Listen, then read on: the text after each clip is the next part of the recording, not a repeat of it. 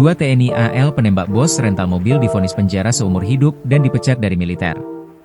Dua anggota TNI Angkatan Laut, AL, Kepala Kelasi Bambang Apriatmojo dan Sersan 1 Akbar Adli, divonis penjara seumur hidup atas kasus penembakan bos rental mobil Ilyas Abdurrahman, 48, di rest area KM 45 Tol Tangerang Merak. Selain itu, keduanya juga dipecat dari keanggotaan TNI.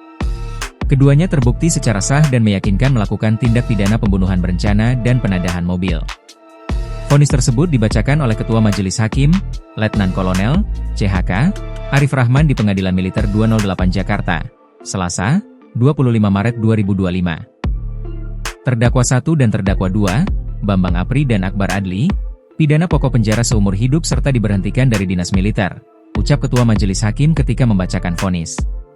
Sementara, satu terdakwa lainnya yang juga anggota TNI AL, Sersan 1 Rafsin Hermawan, divonis 4 tahun penjara. Menurut Hakim, Rafsin terbukti secara sah dan meyakinkan melakukan penadahan mobil. Sama seperti Bambang Apri dan Akbar Adli, Rafsin juga dipecat dari prajurit TNI.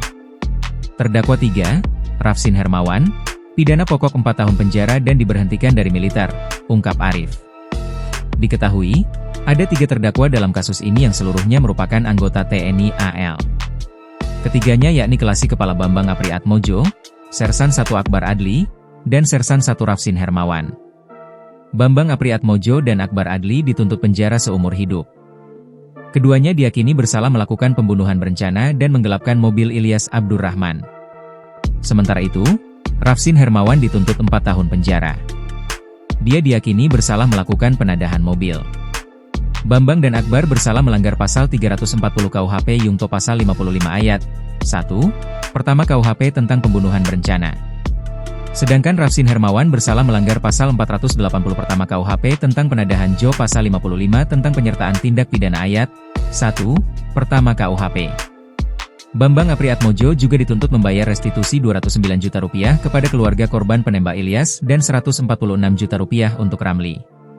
Selain itu, terdakwa Akbar Adli juga dituntut membayar restitusi kepada keluarga Ilyas Abdurrahman sebesar Rp147 juta dan keluarga Ramli sebesar Rp73 juta.